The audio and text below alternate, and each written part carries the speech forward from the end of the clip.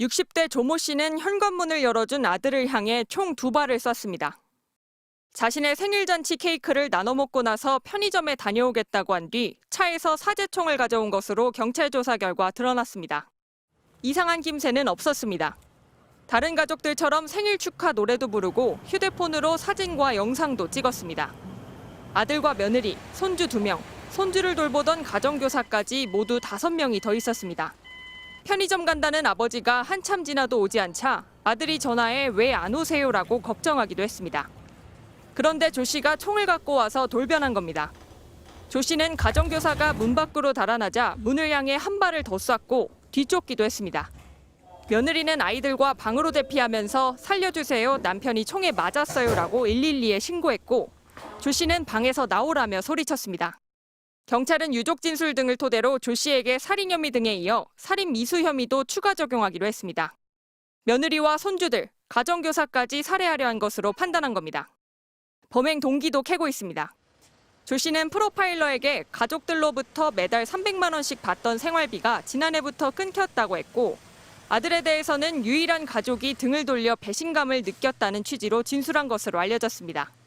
나는 원래 착하게 살아온 좋은 사람이라는 취지로 말한 것으로도 파악됐습니다.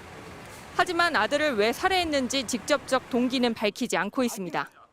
경제적으로 계속 지원해왔다는 유족들 말과도 맞지 않습니다. 경찰은 조 씨의 아이폰 잠금을 열어 지난해 8월부터 범행을 준비한 정황을 확인했습니다. 사제총 제작에 쓰인 쇠파이프 구매 내역이 나온 겁니다. 조 씨의 금융계좌와 통화 내역에 대한 압수수색 영장을 발부받은 경찰은 자료 내용과 조 씨 진술이 일치하는지도 확인할 방침입니다. 또 남은 실탄 80여 발이 추가 범행 용도였는지도 규명할 계획입니다. MBC 뉴스 이승지입니다. 자신의 생일잔치 도중 아들을 사제총으로 살해한 60대 조모 씨. 경찰이 확보한 총기 제작용 쇠파이프는 모두 13개입니다. 2개는 범행 현장에서, 나머지 11개는 조 씨가 도주한 차량 안에서 발견됐습니다. 쇠파이프 총기는 1회 발사용 구조입니다. 총열로 사용된 쇠파이프 안에 실탄을 한 발씩 장전해 발사하는 방식이라 파이프가 11개 남았다면 11번 더 쏠 수 있는 겁니다. 남은 실탄도 86발로 넉넉했습니다. 경찰은 조 씨로부터 쇠파이프를 1년 전쯤 온라인으로 구매했다는 진술을 확보했습니다. 범행이 적어도 1년 전부터 준비된 겁니다. 또 조 씨가 쇠파이프를 잘랐다고 했던 공작소는 지금은 없어졌다고 진술한 것으로 알려졌습니다. 경찰은 조 씨가 총기 제작법을 어떤 유튜브 채널로 익혔는지도 추적하고 있습니다.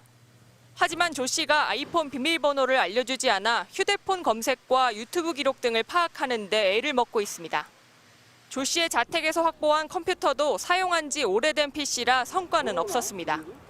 경찰 조사에서 가정 불화가 있었다고 했던 조 씨는 경제적 어려움을 겪었다고도 주장한 것으로 파악됐습니다. 하지만 경찰은 이 진술을 직접적인 범행 동기로 보기는 어렵다고 보고 있습니다. 피해자인 아들 유족 측은 가정 불화 등과 관련해 다른 갈등은 없었다며 피해자에게는 참작될 만한 어떤 범행 동기도 없다고 반박하고 있습니다. 가정 불화나 경제적 어려움이 있다고 해서 총까지 만들어 아들을 살해했다는 건 상식적으로도 납득하기 힘듭니다. 경찰은 유족 뜻을 반영해 경찰서가 아닌 제3의 장소에서 오늘 유족을 조사했습니다. 또 조 씨에 대해 서울청, 인천청, 경기남부청 소속 프로파일러 3명이 조사 분석한 결과 보고서를 전달받았습니다. 경찰은 이 보고서를 토대로 정확한 범행 동기와 추가 살인 시도 등을 규명할 계획입니다. MBC 뉴스 이승지입니다. 아버지가 쏜 사제 총기로 목숨을 잃은 아들의 유가족 측이 사건 이후 처음으로 입장을 밝혔습니다. 유족 측은 피의자가 아들과 함께 그 자리에 있던 며느리와 손주 모두 살해하려 했다고 했습니다.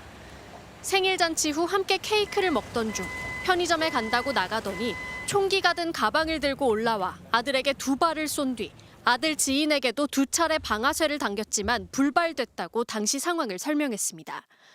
이후 아이들을 피신시킨 며느리가 남편을 구조하기 위해 방에서 나오자 피의자가 총기를 재정비하고 소리를 지르며 추격했고 아이들이 숨어있는 방문을 열려고 시도하며 나오라고 위협했다고도 했습니다. 자신의 생일 잔치 자리에 있던 모두를 대상으로 무차별 살인을 계획하고 실행했지만 총기 문제로 미수에 그쳤다는 겁니다. 유족 측은 이 같은 내용을 경찰에 의견서로도 제출했습니다. 피해자 지인에게 방아쇠를 당긴 게 맞다면 살인 외에도 살인 미수 혐의가 추가 적용될 수 있습니다. 피의자 조 씨의 경찰 진술과 다른 내용입니다. 저희 수사 결과로는 일단 피의자 진술에 의하면 아들만을 계획한 것 같습니다. 범행 동기에 대해서도 유족 측은 이혼에 의한 가정 불화가 아니라고 반박했습니다. 유족 측은 피의자를 위해 그동안 아들과 가족은 이혼 사실을 내색하지 않았고 다른 갈등도 없었다며 참작할 만한 그 어떤 범행 동기도 있을 수 없다고 했습니다. 또 조 씨의 신상 공개와 관련해서는 잔혹한 범행을 목격한 어린 자녀들의 2차 피해 우려가 있어 반대한다고 밝혔습니다. 조 씨는 어젯밤 구속됐습니다. 법원은 조 씨가 주거지를 폭발하려 하는 등 증거인멸 염려가 있고 도망의 염려도 있다고 판단했습니다.